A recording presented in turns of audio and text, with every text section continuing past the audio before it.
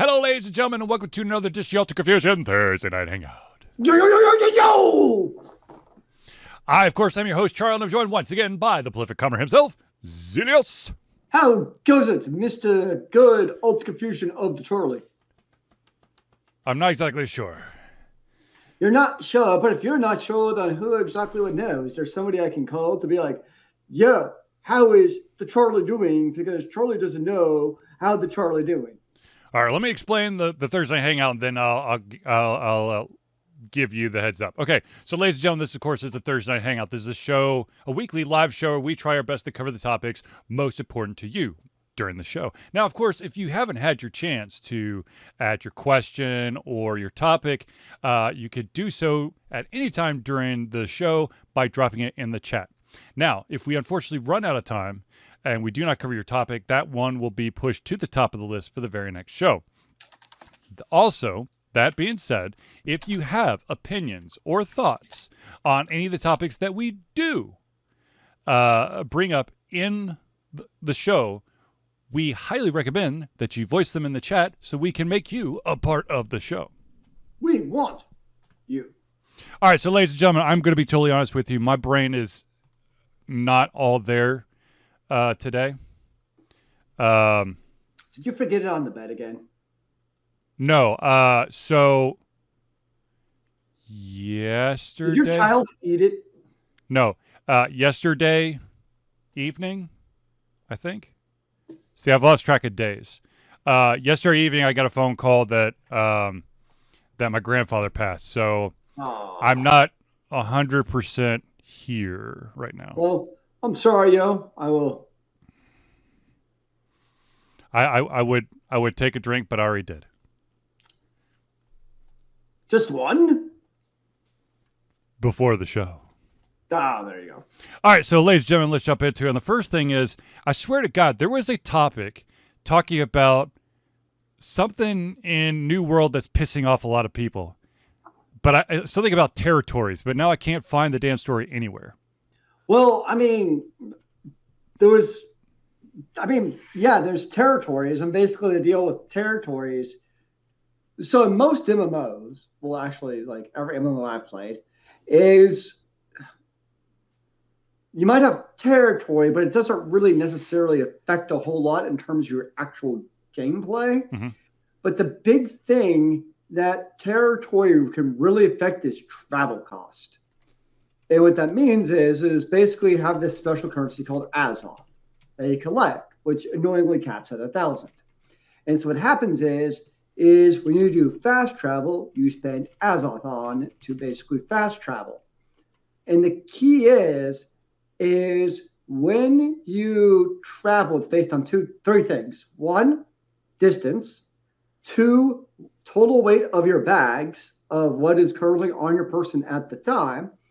And then the third is territory standing. So the first one you have no control over. I mean, you're going someplace at a distance, you're going a distance. The second one, you can put stuff in your stash or warehouse. The one thing that ticks people off about that is, in theory, it probably should be based off of percentage of bag space and not total bag space, because it basically punishes you for having bigger bags is really what it does. Hooray! You need to carry more stuff. We're talking like triple and quadruple the cost, not just a fraction, depending on how much you're carrying. It's a very significant cost. And then the third is territory standing. And so basically, if your company owns all the faction territory throughout the entire game of your server, your travel cost is going to be pretty cheap. But as other companies and other territories are owned by other factions, it's going to significantly increase your cost of travel. Those bastards. Now, the bigger bug right now is currently, if you put something for sale in the auction house and it sells, you don't get that money. No. Yeah, it's just a teensy tiny little bitty bug. When there, what did we talk about? Was it New World last week where there was like a money exploit? Like if you did between realm financial transactions, you could like double your stuff. Yeah, so some of those bugs coming out in the game. I mean, I think the money one had been there. It was just the exploit was found. But the auction house was definitely introduced by the most recent patch. Now, according to Amazon Game Services update, supposedly if you put it for if that sale, if you did not make money, or you did not get your money, I should say, then they'll have the logs of who did not get it, and you'll eventually get your money. So in theory, you'll end up with it. The problem with the auction house, though, is there's not really a good log. So keeping track of what you sold and how much you made in the auction house is miserable. Because you'll be in game and all of a sudden you'll see a little thing like you made 5 gold. It's like, huh? What? Where'd that come from? So yeah. Oh, apparently, I mean, this was a couple weeks ago, but apparently there was an exploit to gain territory. Huh? I don't know that one. Basically, let's see here. Something to do with falsely mass reporting opponents to get banned, which then I guess in turn, I guess because the territory you gain territory through massive PvP battles. I mean, I guess that's kind of any PvP game trying to game the social system. Yeah. The other one I've read about too is so there's an ice gauntlet weapon. And basically you can spam a special certain attack, which basically crushes anybody's GPU and brings the game to a stutter standstill and can even crash a player out. So what companies will do is everybody equips that and uses that ability and basically crashes out anybody in PvP outside of themselves. Those son of bitches. Yeah. All's fair in love and PvP, right? Any advantage you can get. Speaking of exploits and shit being uber duper bad, this one's not New World. Okay, we're gonna move on to another online game, and that of course is Destiny 2.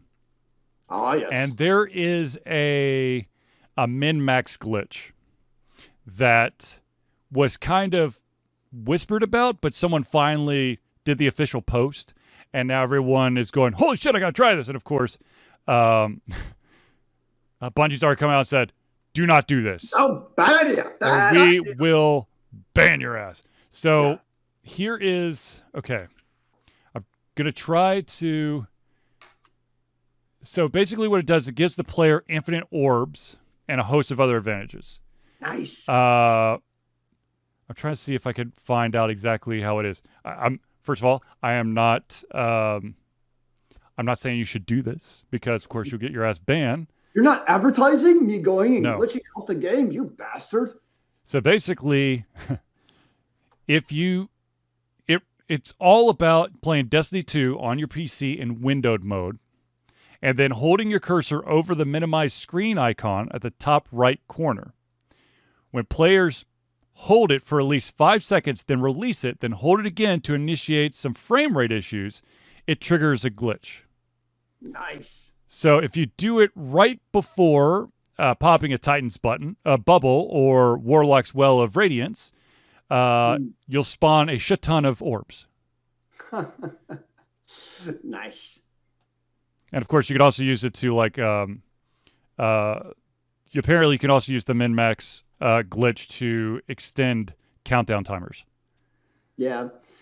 No, I think there's like a difference between a game like New World where they're introducing game-breaking bugs like you don't get money from the auction house, in a game like Destiny 2 where over time you're going to inevitably, unfortunately, get those kind of exploits. And I think gamers tend to have a little bit more, I feel like, grace or forgiving of games that have kind of been out for a while already versus a brand new game. People seem much more likely to be like, this is the worst game ever. Well, I mean, they're kind of the same type of bugs. Right. Well, the thing is, once again, it's all about, is this an established franchise? Yeah. Because if it isn't, if it's supposed to be that shiny and new, it's going to be different, and then it comes out buggy as hell, Cyberpunk 2077, then shit's going to hit the fan a lot. So like New World. Well, also, if you were expecting a huge patch to fix either Cyberpunk 2077 or Witcher 3, The Hunt, I think is the rest of it. Well, anyway, Witcher 3. They have announced that they're going to be pushing back the next major patches until next year. So, sorry. You have to continue to deal with your weird-ass issues, which, after playing the game, playing Cyberpunk 2077 all the way through and then writing the review, I have not been back to the game. I don't know if the glitches that I experienced are still there. I don't want to know. I got my shit ton of hours out of the game, and I'm cool with that. I've moved. What if they do like an expansion for it or a DLC? Would you be interested in coming back to the world? I don't know. To be honest with you, I think I'm now enough removed that I don't think that I'll be like, oh man, I got to go back. See, that was always my problem, like with the Mass Effect DLCs, or even back in the day, the Dragon Age DLCs. I felt like, you beat the campaign, and then 6 months later, it's like, oh, shiny new DLC. But then, kind of like you said, I'm far enough removed from it, where to me, a single player experience, once I've kind of beat that, I'm moving on to something else. And that's where, for me, DLC is for single, unless like I get the, version that already has the DLC, okay, then I'll probably play it. But like if it's a version where I gotta wait for it because I thought it was due, I may never come back to it at that point. Right. I mean, the thing is that, this is what Zealeus is talking about is basically the Game of the Year edition, where they just kind of bundle all of the current DLCs and the game at a slightly lesser price to basically reinvigorate the gamer base. I will say that in my many years of gaming, I have rarely gone back to a game when new DLC has come out. I have to. Okay, let me preface that. If I finish a game and then like maybe a couple weeks later new DLC comes out, it's still fresh in my mind, sure. But if it's like 3, 4, 5 months or a year down the road, I'm not coming back. Because I've played a bajillion more games. So one, for those, games that require Twitch skills, I've lost that ability for playing that game because every single game has some mechanics that you got to get used to in order to feel comfortable in and to excel at. So like, Borderlands and all that stuff, any shooter, I'm probably not going to go back to it. If a lot of DLC drops way after I've played.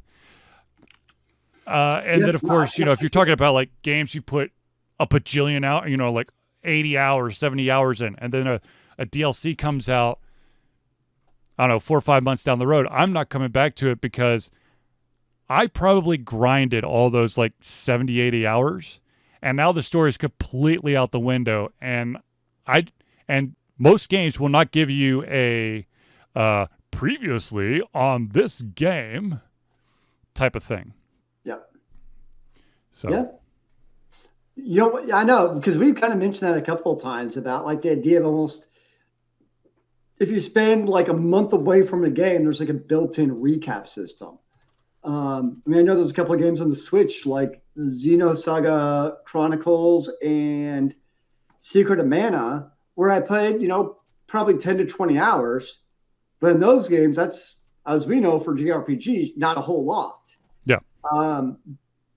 I'm kind of, I guess, at that stage of my life where I'm not really tend to investing more than like 30 hours in one gaming segment. That's why for me, like Scarlet Nexus. Yeah, thank you. Wow. Scarlet Nexus was like the perfect size for me. Like it was just right. Versus something like Secret of Mana or Xenosaga, which goes on forever. So I know I'm going to take a break, but then it's so daunting to know to come back. They're like, man, it took me 30 hours just to figure out how to like get to the damn tutorial. I'm not gonna remember how to play the game. So I think that's the struggle for me of some of those, bigger, heavier JRPGs is, do I even want to try coming back to them knowing I forgot most of what happened or how to play the game? I'm there with you. I think that many years ago, I was super duper into JRPGs because I really wanted to get that full immersion experience. And I love games that allow me to grind so that I could be OP, which is overpowered, for the vast majority of the game. Yep. I do not like those games where once you've gone through an area, nothing spawns again. Mm-hmm. Bastards. I like to run up the score, okay? But the thing is, and like I said before, I put a shit ton of time in a game and then I'm not coming back to it. It's just, the facts. Which reminds me, I've got to write a review for Ni no Kuni 2 and also a game called Eastward, which somehow, by accident, I swear, by accident, I grinded through the entire game in like 2 days. Weird-ass game. Good game, but weird-ass game.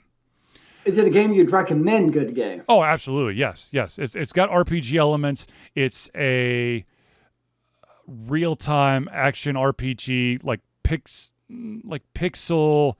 I don't want to say like really pixelated, but it's got that more of that old school like Super Nintendo feel to it, and it's got like at least 30 hours worth of gameplay. So it's a very interesting story.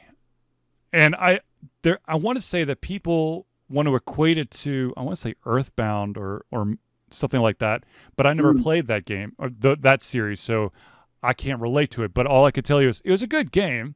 It was hard, and it had a bunch of weird shit in it, but I enjoyed it from start to finish and was happy with the ending I got. Yay! Happy endings. That sometimes happens, right? Speaking of happy endings, and this is for those out there who are current patrons on our Patreon, you'll be getting a link to the latest early playthrough of a game called Roki, which I was very happy to see the end of. It was a phenomenal game. I highly recommend it. For those who are not patrons, if you just, if you just subscribe for $1 a month, which is $12 a year, or the $5 a month, or $60 a year, you could have access to this, and you can enjoy.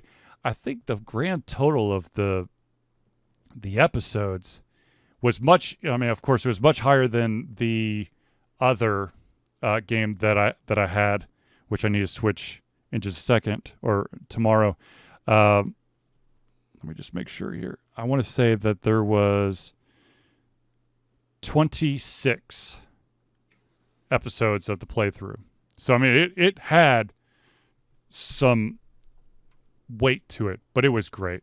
It was also nerve-wrackingly emotional.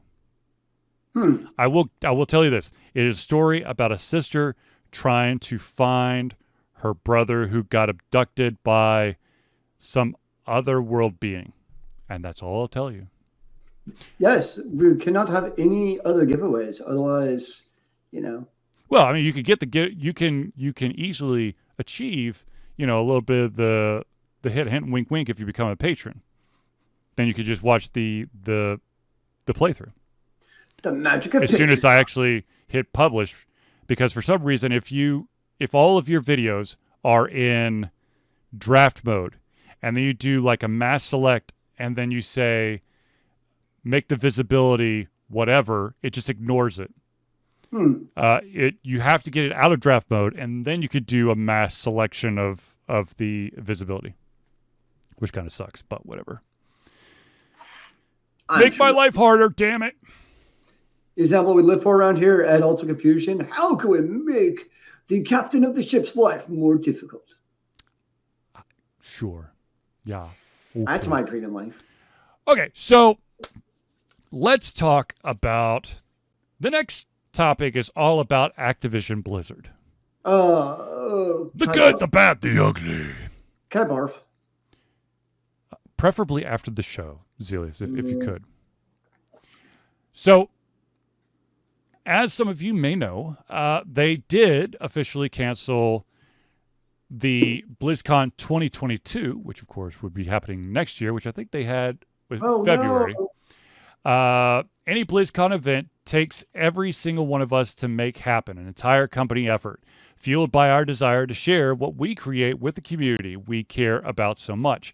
At this time, we feel the energy it would take to put on a show like this is best directed towards supporting our teams and progressing development on our games and experiences. Additionally, we would also like to take the time to reimagine what a BlizzCon event of the future could look like. The first BlizzCon was held 16 years ago, and so much has changed in the time since. Most notably, the multiple ways in which players and communities can come together and feel like they are part of something bigger. Whatever the event looks like in the future, we also need to ensure that it feels as safe, welcoming, and inclusive as possible. We're committed to continually communicating with our players, and we see BlizzCon playing a big role in that going forward. We're excited about what we'll do with the event when we revisit it in the future.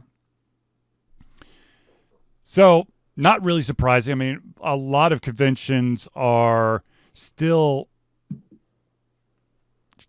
gun shy on actually doing a convention. I know there's quite a few conventions out there that have done a virtual element to it, or just an entire virtual thing. But to be honest with you, and I've said this before, virtual convention versus the real convention, there is no comparison.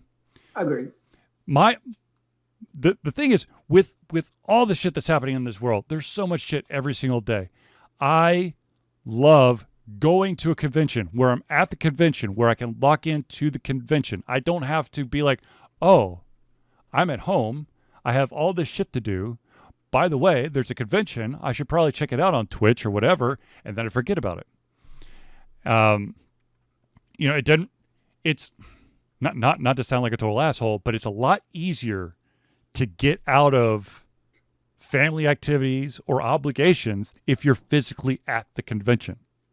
No, I know what you mean. It's a different physical mindset when you're there versus, and it's kind of like a lot of people who work from home. It's kind of the same idea. They say create a separate office environment, separate from your, for play area. I know obviously not everyone can do that because of space constraints, but if you can, they do that. And it's kind of the same idea, is to kind of separate where your mind's at, like in your work mode versus play mode or family mode. It's kind of the same idea where if a convention, like if you're at home, I mean, the reality is if you're home and you're trying to watch a convention, like anybody's kids, I get like, hey, let's go play outside. That's just kind of how it is. That's how people are. That's not a bad thing. That's just reality. So I agree that, being there does give a different, you're there, you can't be pulled away. So I do think there's a bit of legitimacy on conventions to going to it. But I also feel like, in a way, it's almost been a cop-out in terms of really not trying for conventions and really trying, not just putting on like they normally do, like, hey, let's put up our tracks and just try to have people watch it. But maybe really trying to be creative. Like, that was the whole reason Facebook bought Oculus, was to try to do these type of things virtually. I feel like conventions haven't really also tried to really go all in on a virtual convention and be like, hey, let's really make this shit work and see, maybe we got to be creative about it. Maybe we sponsor in cities, get-togethers at bars for people to get together, or maybe I don't know. I just feel like there's not really been a really big, let's really see how can we make this work and kick ass and go all in. No, I mean, that actually, in my opinion, that would actually be an interesting concept. You have a massive convention where you have, I don't want to say like everywhere, but major city meetups to, so let's say it's you have a virtual PAX. Yeah. And so the main one's happening in Seattle, but they've also have these meetups in San Francisco, New York, Chicago, Atlanta, wherever, where you have these designated areas where the locals could still hang out and get a little bit of that con experience. And then, of course, in the background, they could have the panel, certain tracks or whatever. And then also, another thing that I think would be phenomenal was that you could also have the local, stores, retail, maybe set something up at those locations. The comic book stores and the collectors and the glass engravers and whatever, to allow for for there to be dealers. Because with not having a physical convention, if you think not being able to attend is a kick in the nuts, you got to think about those independent dealers who survive from convention to convention off the merchandise they sell. Well, speaking of dealers, though, just look at Nürburgring Con. I know that's not what it's called. Nürburgring Con Alliance, right? Is that what it's called? I mean, you got this really small indie outfit, and they can throw freaking online convention. But you know what it is? It's the love and labor of those people who are running those tracks, being super involved on Discord. I mean, they're communicating, 24/7, getting people involved, being excited about it, instead of just being like, "Hey, we're doing a game Saturday at 7:00. Come check us out." Well, I think that I think the other thing that benefits Nürburgring Con, because they've done it now 2 times, or I should say, Craig has coordinated, and of course, Craig doesn't do it alone, because he has a bunch of independent developers that have a pencil and paper tabletop games that are basically being GM'd, game mastered, or story, whatever you want to say. Someone is basically holding the reins to control the story.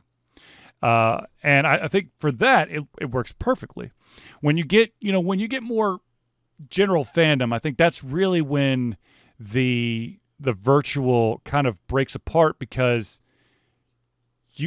anyone who goes to a general convention, you have your specific likes and dislikes, the tracks you could be looking for and not. And of course, you are going to run into like-minded individuals, and you may find out about additional stuff at the convention that you would have missed if not for having this conversation with this person. So that interaction, I think, helps the in-person. Now, that being said, I would love to have an in-person convention. I would love to, but I want everyone to be safe. You could go this weekend to AWA is in person, and to be honest with you, I hope everyone wears a hazmat suit over their cosplay. I'm sorry, but that we were at I was at last weekend was the Shaky Music Festival. How did that go? It was good. They were actually, so in order to get in, you either had to have the COVID vaccination card, and then or a negative test, and you had to also then have your official ID to go with it. And they checked. Like, I didn't even think about it. I just gave them my vaccine card. They're like, "Where's your ID?" Like, they weren't letting anybody in without verifying both pieces of information independently. They did that at the Masquerade as well when I went. So I mean, it was good. It was the last band we saw, the Strokes, were absolute. I mean, I know they're a big name band, but they were terrible. I mean, I'm pretty sure the lead singer was smashed or high or both. So it was bad. Rest of the shows were great. It's one of those type of things where it's kind of funny. Where like the two, like they were the big one, and then Modest Mouse was the other big band. Modest Mouse music just doesn't really do it for me more than anything else. Do you remember the story for those out there who know of the band Modest Mouse, which I hope a lot of people do, because they have they're pretty good size band. But apparently at one of the concerts, the lead singer kind of lost his mind a little bit and like busted a glass bottle on stage, started like carving into his chest. Like, what the fuck? What are you on? And please keep it away from me. But like a lot of probably concerts like that, like festivals, some of the most entertaining shows are bands you've never heard of. And I feel like there's a little bit... Because you don't have any expectation. Yeah, well, it's kind of like the Strokes, right? Like, I think it's also when some of those bands get too big for their britches and they feel like they can do whatever they want on stage. And they can just say, screw it on, next weekend in Woodstock, Alaska. So who cares, right? Versus the one of my favorite band I saw there is a band called the Michiganders. Mm-hmm. And like they look like they're in high school still, but they crushed it. I mean, like in terms of crowd interaction, get everyone to sing and clap and all that. But like they did that, and it was just obviously, they're trying to make a name for themselves. The other band we saw who you would recognize was OAR. Good Lord. Dude, they were rocking. They were fun. I enjoyed them. Yeah. But it was good music. It was fun. They it really didn't get like uncomfortably packed until like about 6 or 7 o'clock. Before that, you could easily spread out. It's one of those where like you could go like to the front and be like sandwiched into like as a sardine, or just be in the back and be nice and socially distanced. When I went to the concert, the Masquerade, I literally just kind of chilled by the bar area. I could have kind of weaseled my way all the way to the stage if I really wanted to. But I was like, for me, it was a small enough venue that I was like, I will keep my distance and still, scream all the lyrics till I can't say no more. And I was okay with that. Okay. So I'm trying to remember. Okay. So we talked about BlizzCon being canceled. BlizzCon 2022 being canceled for the time being, and BlizzCon will come back in some sort of iteration. Also, one of the humongous things at Blizzard is that we have a new name for McCree, and of course, is Cole Cassidy, which, wow, okay, that's okay. That's so ho-hum for me. I'm just like, wow. I mean, it's just, I feel like Cole Cassidy was that like walk-on punter at a college or something. I don't see badass 6-shooting bad guy. I was going to say like a minor character in The Good, the Bad, and the Ugly. Yeah, Like just a random like one-off character who, probably gets shot by Clint Eastwood in the first scene because he walked in his way. No. Clint Eastwood takes pity on him and shoots him in the leg, so they no longer has to be a gunman. A gunslinger. Yeah, gunslinger. So tangentially related to Blizzard. So obviously one of the games that is in theory coming out is not Blizzard 4, Diablo 4 someday. Mm-hmm. It'll be interesting to see to me because one of the other big action RPGs, very much like a Diablo, is a game called Lost Ark. If you've not heard of it, it's actually been around. Is it ARK?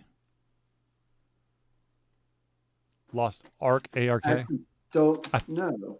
Think it yes. is. Yeah. Okay. ARK. Yeah. Okay. And the game's actually been around since like 2012 or so. I mean, it's been around for a while. Mm-hmm. But it's finally coming to open beta or private beta, some kind of beta, in the United States. 2018. Next coming, I thought it was older than that for some reason. It was fully released in Korea in 2018. Okay. So the full release, the first full release was 2018. Yeah. But it's finally coming. So March of 2022, it's coming to the United States. Mm-hmm. It's interesting because basically I've watched a couple of YouTube videos about it, and basically any reviewers played it are like, this is the ARPG to play.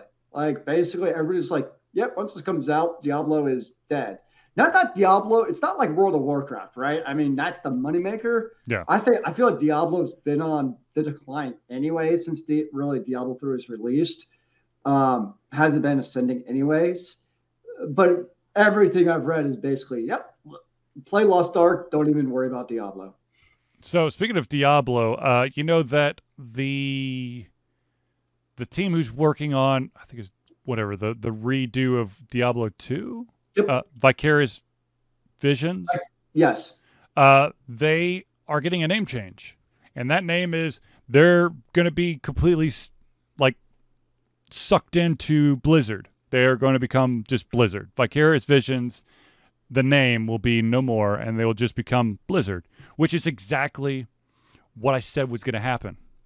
They're going to get rid of all of that it's actually Blizzard and replace it with things that they're going to rename as Blizzard. You know, really, to me at least, it feels like dumb part about that. Mm-hmm. So with all these sexual harassment stuff that came out about Blizzard, is you had Vicarious, who was doing the remake. Yep. And so obviously one of the discussions that came out of that was, is it morally okay to basically buy Diablo II because we all find sexual, etc., reprehensible? Right. And one of the overwhelming responses, which I was accepting of, was basically Vicarious was a separate company from Blizzard. So really, you're supporting Vicarious, not Blizzard. But in doing this, now you've basically eroded any ability to make that argument in the first place. I mean, I get it. You're a big conglomerate who's going to gobble up everything.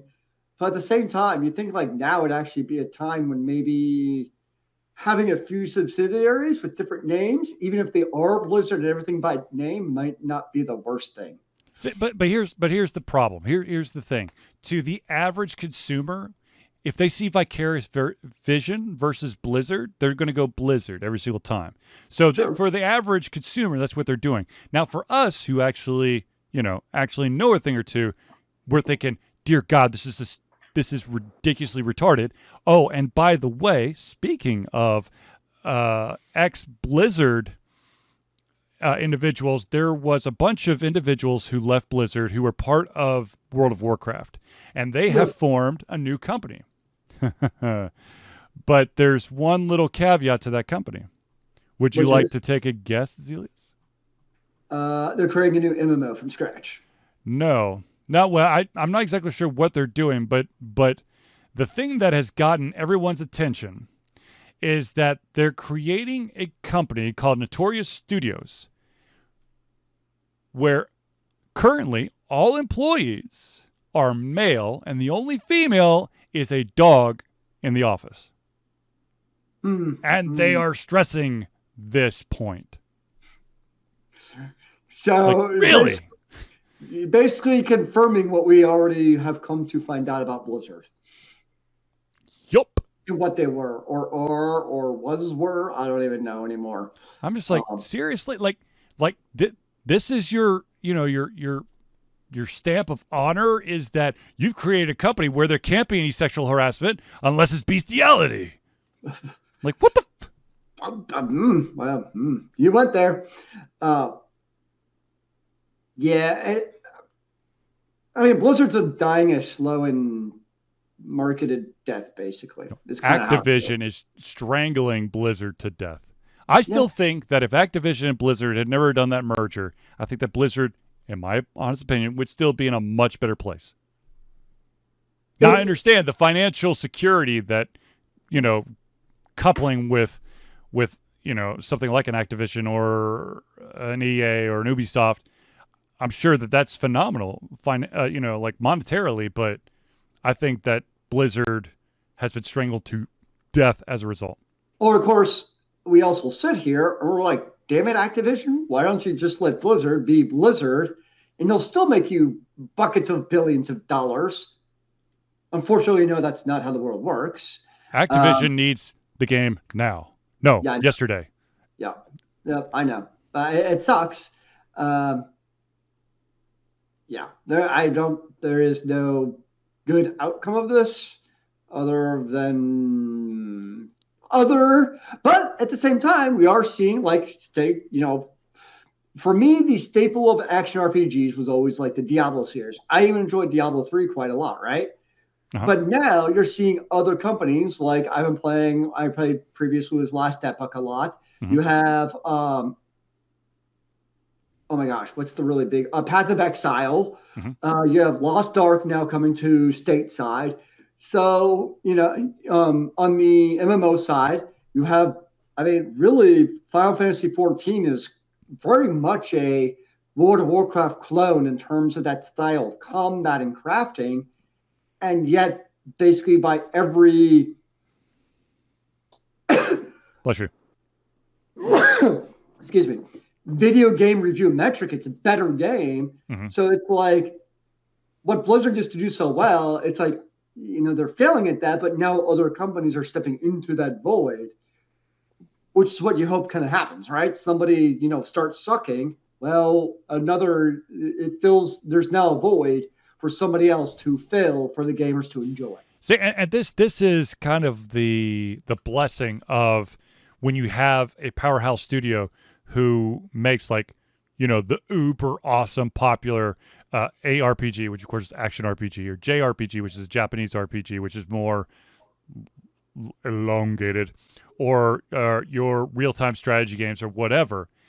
It's the genre, and you can and bunch of many different companies could come in with different takes on it and basically gain the crown. Whereas when you have a company like EA Sports who has the exclusive rights to a sports game and they start shitting all over everything, you don't have that company that could step up or challenge them for innovation because they've got the freaking contract.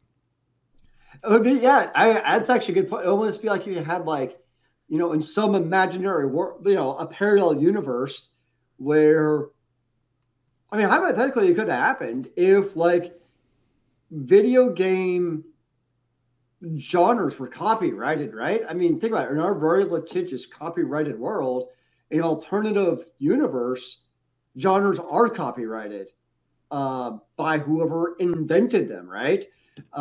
And I know, obviously, World of Warcraft, we know, is not the first MMO, Nope. But imagine World of Warcraft or Blizzard had copyrighted the MMO genre. Yeah. It would almost be the same, really, as what's happened with, I think to your point, like Madden football, is nobody can really innovate in that. So it just ends up being a giant pile of crap. And that's almost like what's happened with World of Warcraft.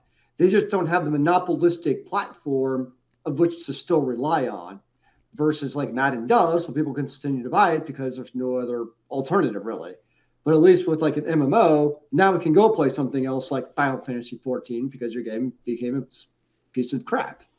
Right. No, and the fact of the matter is, I'm not saying that there's never been companies out there that have tried to make rival products against, like a Madden or whatever. But the problem is, without the license, you can't get the actual teams. And the vast majority of individuals who play sports games, they want to play as their favorite team. They don't want to play.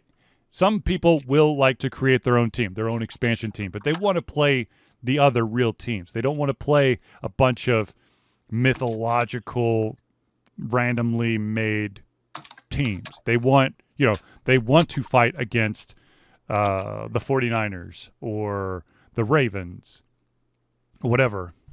So I'm trying to remember. So one of the games I loved was NFL Blitz. Yes. But I'm trying to remember, did they have... It had the NFL license. That's what I could not remember, is did it have the NFL license or not? It was what I was trying to quickly find. I could not remember if it did or did not. Because I love that. That game was hell of fun. But it also gave enough, I think, of a spin on it. Like, it was not your traditional, realistic version of football. It was like a fun, smash them up, go kill the quarterback type of game. It was until 2005 when they lost the rights, and then they became Blitz the League, where they then had their random things. But before that point, they did have the license. So you had, I think it was like 5v5, and you could use like defensive tackles to basically butt pound someone to the ground. It was amazing. But it created an interesting element in that genre, though, that people enjoyed, which seems to have now dried up and not exist anymore, because they've lost that, the monopoly is there basically now in terms of football. So, it's almost a perfect case study in terms of why do monopolies strangle innovation is really what it comes down to. Because they like the monnaies. Well, yeah, obviously, yes, the monopolistic company obviously loves their own monopoly because they just print money without having any cost. Exactly. When you have no competition, all you got to do is put out a product and ta-da, money. Ta-ching! Yes. All right, so ladies and gentlemen, I do want to take a quick pause real quick and do friends of the show because these guys are amazing individuals that help us do this show and allow to exist every single day. So without further ado, ladies and gentlemen, let me introduce you to the Indie Cluster.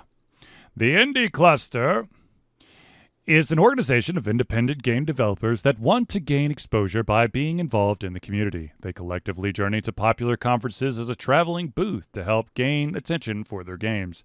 They make partnerships in local communities to bring games to the mainstream mindset. They highlight local, unusual, and rare concepts to challenge the paradigm of the common.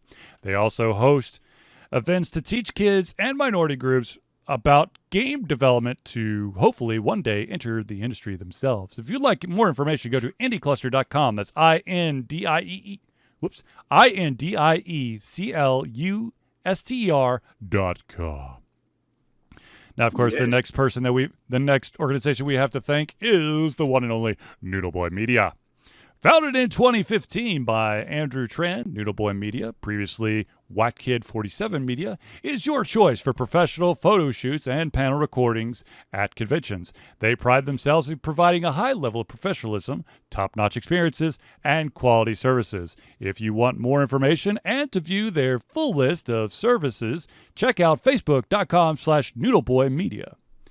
And to be totally honest with you, I feel like they usually do AEWA, but I don't think they're doing it this year. I saw him posting about MomoCon hotel stuff recently. Yeah, well, they're yeah. So, right. But based off of that and it not being AWA, that'd be my assumption. Yeah. All right, so ladies and gentlemen, the last one we have to thank, of course, is Hero Chiropractic.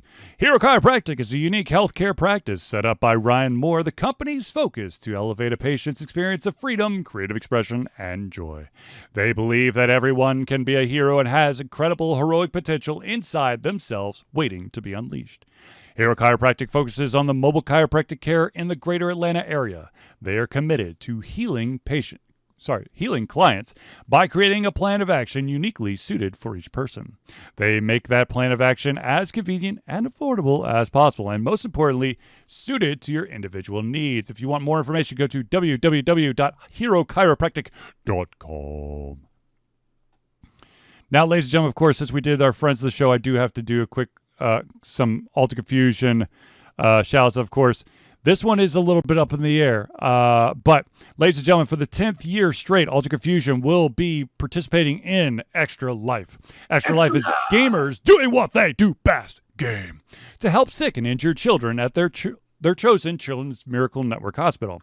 The money that we raise through Extra Life will go directly to Children's Healthcare Atlanta, our chosen hospital, as unrestricted funds. This means that the hospital decides where and how to spend the money to ensure the dollars we raise make the biggest impact in the lives of the kids they treat.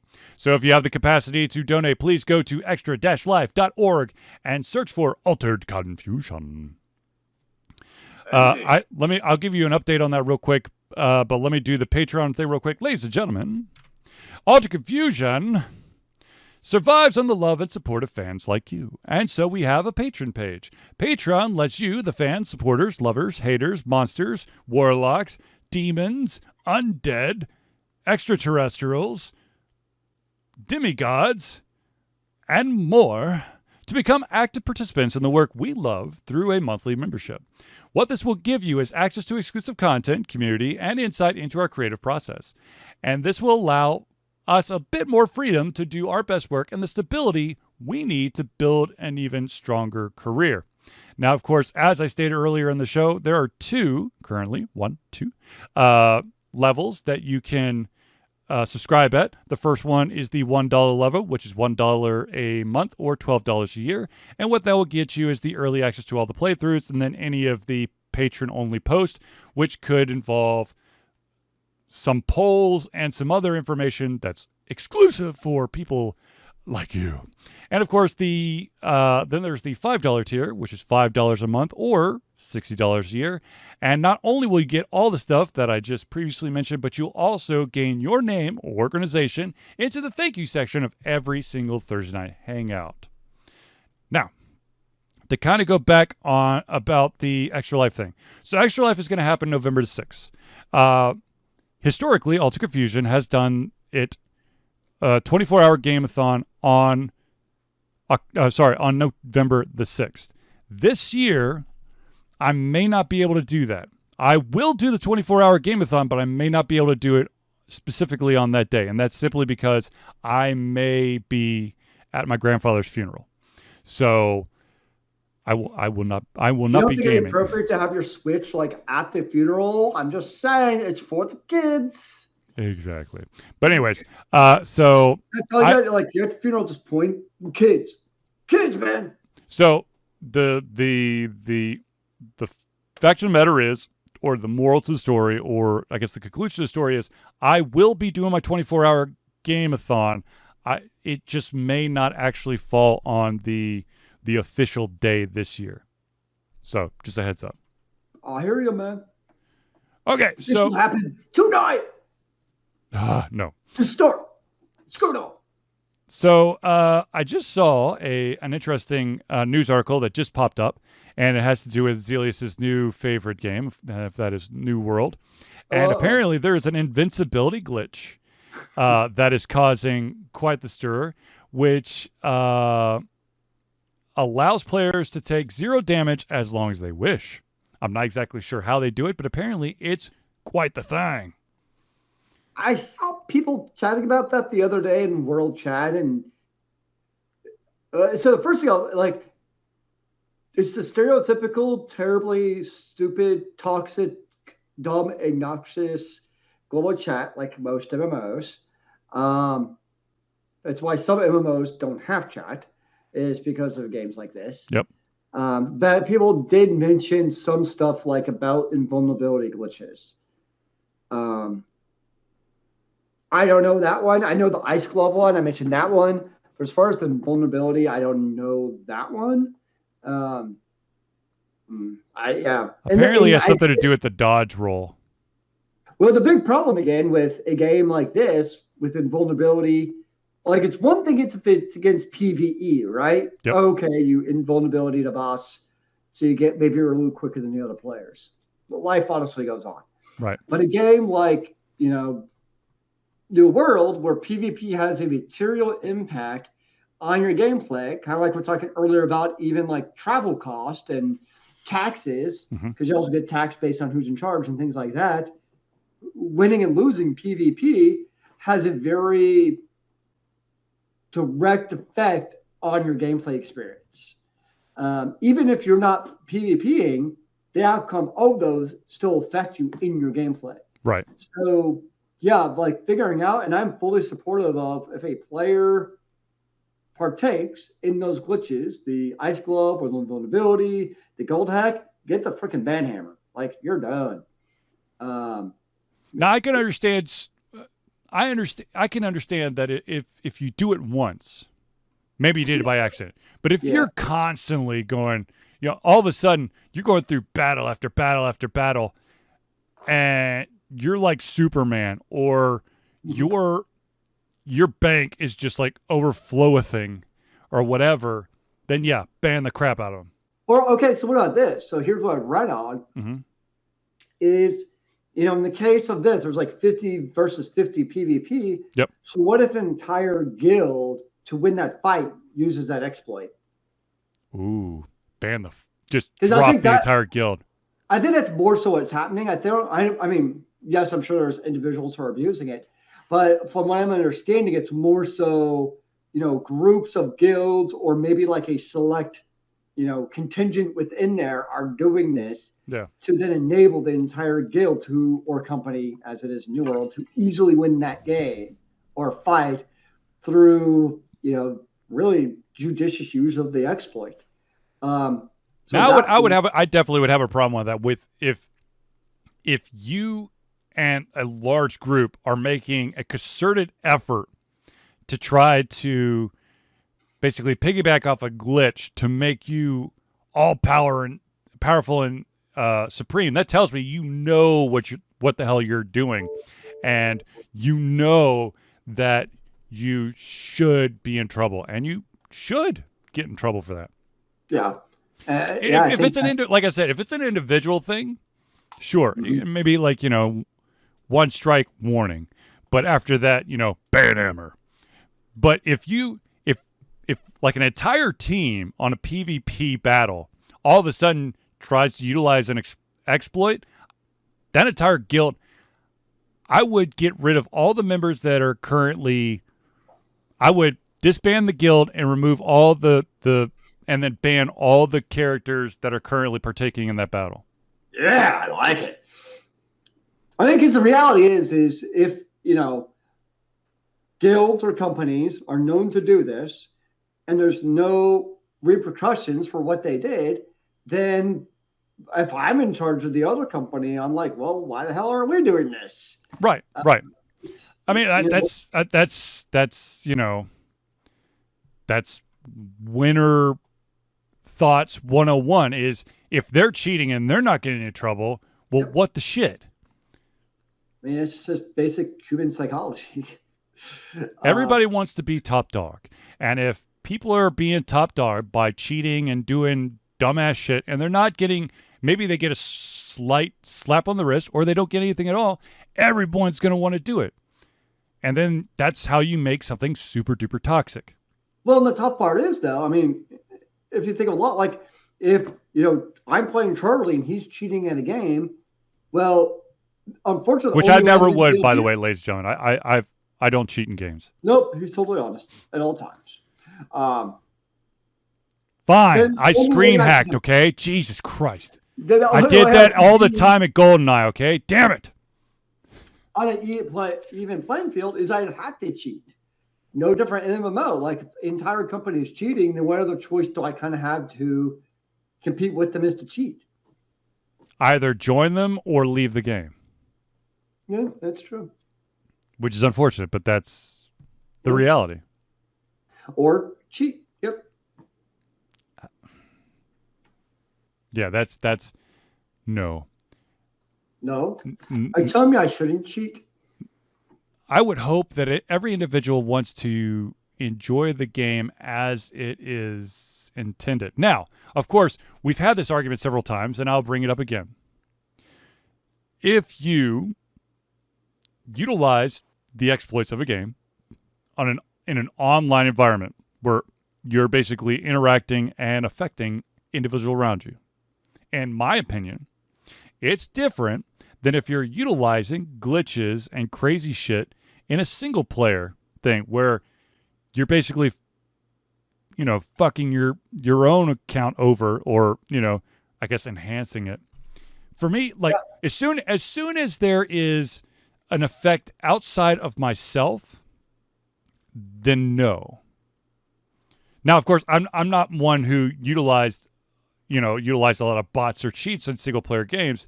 But I will say that there was this one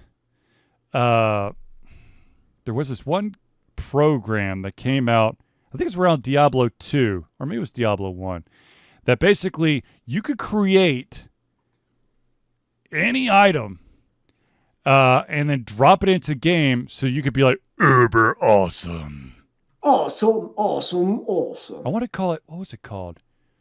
Like it's not the Diablo Forge, but something close to that. I might actually have the disc. Well, no, I probably don't have the disc anymore. But, yes, I utilized that. I remember playing the original Diablo with all the gold dupes. Mm-hmm. But when we were, 6th, 7th grade in middle school, we just thought it was cool. Like, dude, we could duplicate gold. We just thought it was a really neat to do. Yeah. Yeah. It was a cool thing. It wasn't a must. Mm-hmm. Whereas now is you feel that you have to utilize, if people are using, especially in an online environment, they're utilizing some kind of currency exploit, and they're not getting penalized for it, then you're like, well, what the shit? Yeah. They're basically able to deck out their entire, armor set or whatever, in about a fourth of the time that it takes me because I'm actually grinding the correct way. The correct way. Yeah. I don't know. I just don't know. Okay. That's why kids should never cheat. And if they do, burn their eyeballs out. That'll teach them. Because then you'll see your friend. And you'll be like, dude, what happened to your eyes? You're like, I cheated. Well, I'm not cheating. See? Boy. But that would open up a very, very scary can of or maybe it's a good Halloween costume. I don't know. Oh, crap. I was going to say something. Now I can't remember what it is. Oh, okay. Did the eyeballs scare you? No. No? Okay.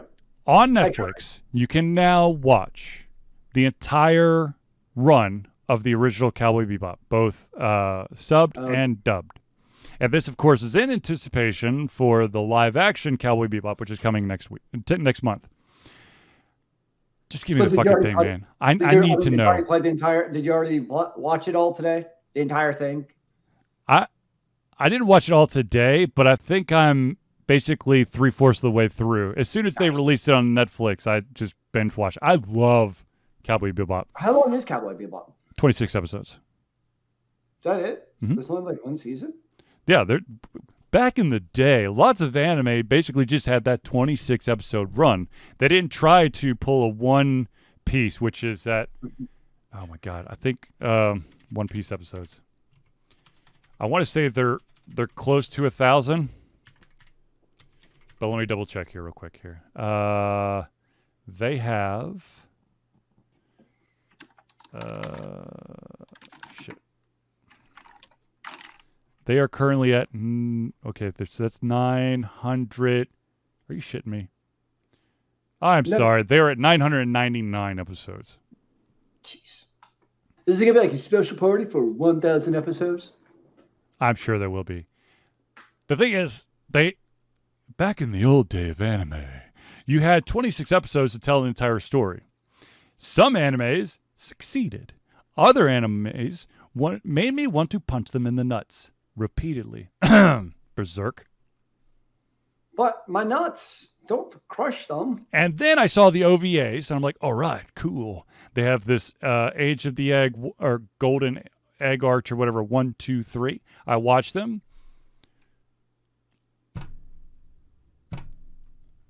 Okay, they didn't completely dick me over like the original run of the anime, which gave me like the main character in the way future. They took that part out and basically started in the past and built up to where the original anime left off. You're just like, son of a bitch.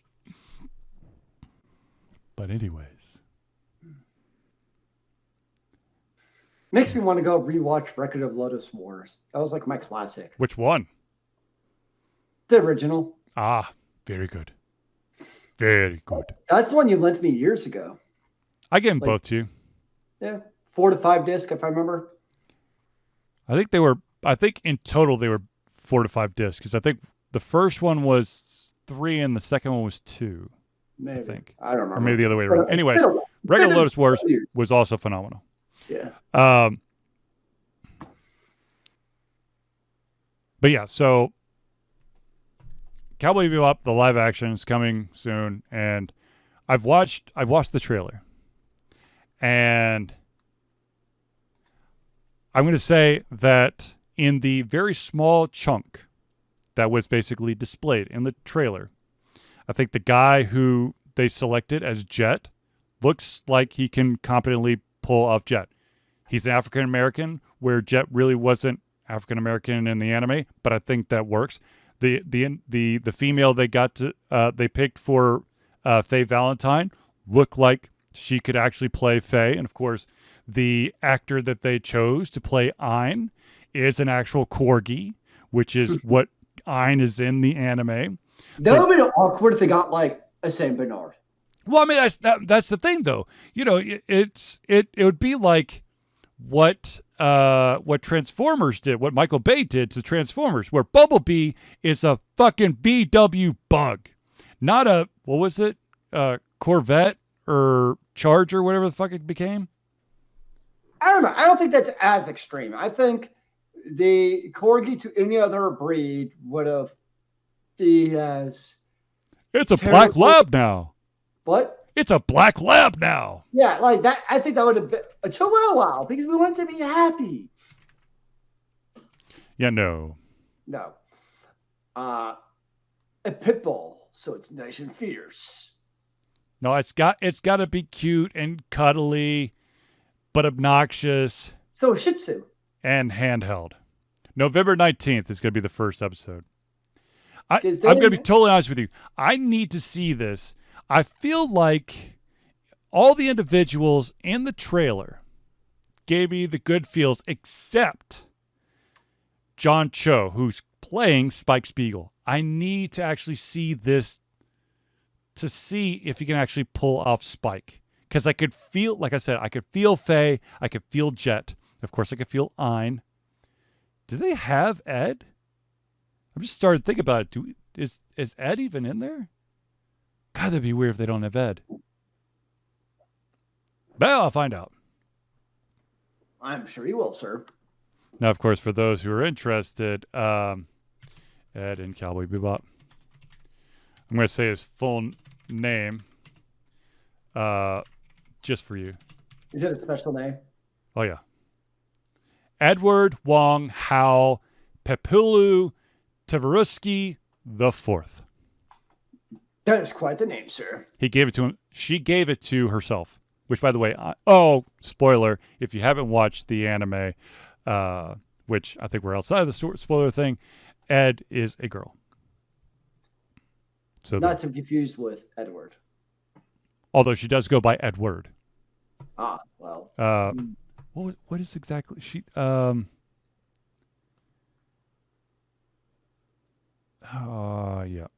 I don't know. Anyways, yeah. Oh, Radical Ed is what they call. Radical Edward is what is his hacker name before they actually introduce him on the show. Well, there you go. So, okay, so Zealeus, you're playing New World. You play anything else? That's currently my only game of choice at the moment, good sir, other than weird little iOS games. I, of course, like I said, I played a game called Roki. I played all the way through it, recorded the playthrough, and if you are a patron, you get to see the early access of the playthrough, probably tomorrow, starting tomorrow. You'll have the entire slate of it. I've completed that game. I also completed a game called Game Deck. I actually completed it about 10 minutes before the show, it's another great game. I highly recommend. I've got a shit ton of reviews to write. That's all I have to say. I've got a ton of reviews to write. I also been playing a little bit of Warhammer 40K Inquisitor Prophecy. Interesting. And it's an interesting game. I really fucking wish it's third person, like 3/4 view. I really wish I could just pull that camera down just a little bit so I could get a little bit of better view in front of me, because it's I mean, I get to kill lots of bad guys. What's wrong with that? So I'm enjoying that. The story, it's okay. Did they give you like actual lore information, or is it just like? No, I've actually got like I'm on a mission to try to figure out that, like, there's a rogue sect of Marines out there who have a tech priest that are lots of jargon, which is in Warhammer 40K. If you don't know Warhammer 40K, I'm basically speaking Greek to you. But there is an underlying story. Now, of course, there is a shit ton of side quests, which is just kind of like, they're bad guys that showed up here, kill them. Or there's this one bad guy in this area. We have to get to him before he can escape. Or there's a bunch of bad guys about to attack this area. Defend it. Your usual. So, but yeah. All right. So, ladies and gentlemen, I believe we have reached the end of our show. No. So I'd like to thank everyone for tuning in to the Ultra Confusion Thursday Night Hangout. For myself, Charlie, and Zealeus, it's been a pleasure giving everything our heads, our mouths, and of course, our hearts. We'll be back next Thursday for another Ultra Confusion Thursday Night Hangout. Remember, kids, keep on gaming in the free world. Amen to that, brother.